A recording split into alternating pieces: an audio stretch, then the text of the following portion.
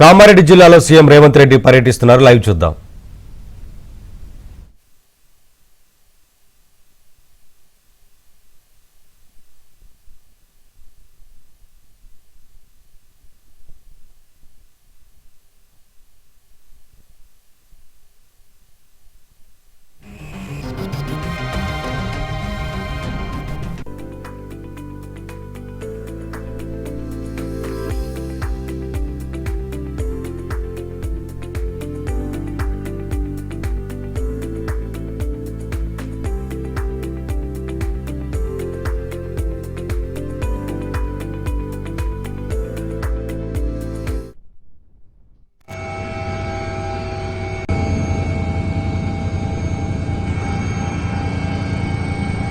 ప్రత్యేకంగా సహాయం అందించడానికి నేను ఎప్పుడు ముందుంటా.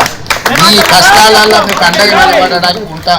అందుకే ఈరోజు ప్రత్యేకంగా ఇక్కడికి వచ్చిన కలెక్టర్ గారికి ఇప్పుడు సమీక్ష చేసిన తర్వాత నేను ఆదేశాలు ఇస్తా.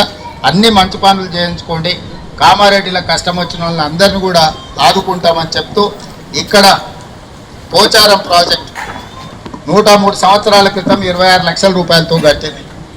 ఇంత వరద ఉపద్రవం వచ్చినా తెగకుంటుంది, అంటే చాలా గట్టిగా మజబూతుగా ఉన్నది. ఇక నేను ఇంతకు మించి ఎక్కువ చెప్పాను.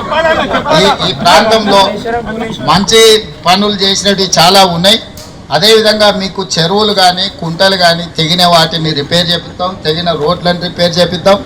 అదేవిధంగా నష్టం జరిగిన వాళ్ళకి చేద్దాం. లేని పూరు గుడిసెలు ఉండి ఇల్లు కూలిపోయిన వాళ్ళు ఉంటే ప్రత్యేకంగా హౌసింగ్ స్కీమ్లో కూడా వాళ్ళని ఇంక్లూడ్ చేయండి కలెక్టర్ గారు. మనం ఈ ఫ్లడ్ డ్యామేజెస్లో కూడా మనం కొన్ని ఇల్లు ఇవ్వచ్చు అదనంగా ప్రత్యేక కోటా కింద. అట్లాంటి పేదవాళ్ళు ఉంటే కూడా వాళ్ళని ఇచ్చేయండి. చనిపోయిన కుటుంబాలు ఎవరున్నా 5-5 లక్షల రూపాయలు తక్షణమే ఇచ్చేయండి. ఒకవేళ విడుదల చేయండి, విడుదల చేయకపోతే ఎంబడే విడుదల చేయండి. పశు సంపద నష్టపోయిన వాటికి కూడా ఎంబడే తక్షణమే ఇవ్వండి.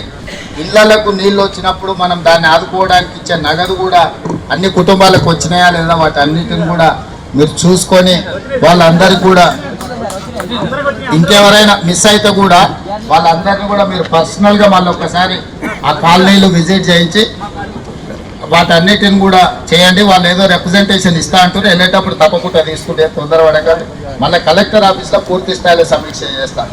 కలెక్టర్ ఆఫీస్కి వచ్చిపోతే సార్ వచ్చిండు అధికారులను కలిసి పోయింది అంటారు. మళ్ళీ అందుకోసమని కాలనీలకు వచ్చి ఆడబిడ్డలు కలిసి వాళ్ళ సమస్య కనుక్కున్నా తప్పకుండా వీటన్నిటిని కూడా పరిష్కరించే బాధ్యత ప్రభుత్వం తీసుకుంటుందని తెలియజేస్తూ మీ అందరి దగ్గర సెలవు తీసుకుంటాం.